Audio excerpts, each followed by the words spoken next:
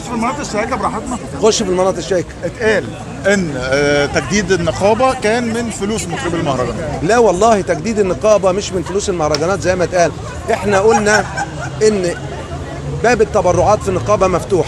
انا من الناس اللي بتراعي ربنا جدا في مال اليتامى، ده مال قبل مال الاحياء. الاحياء اللي زينا عنده استعداد دلوقتي لو وقع في المزيكا يركب اوبر، مفيش مشاكل، اشتغل اوبر، ما عنديش مشاكل.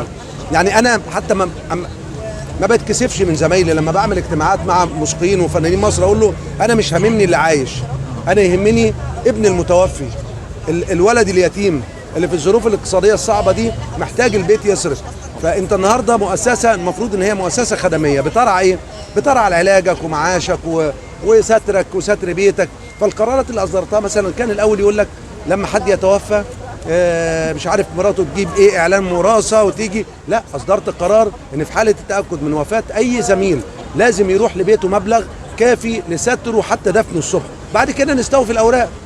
فمره واحد زميل عضو مجلس اداره بيقول لي طب افرض ما جاتلناش، قلت له يا سيدي هي جايه لك لان هي هتبقى عايزه المعاش، هي جايه لك.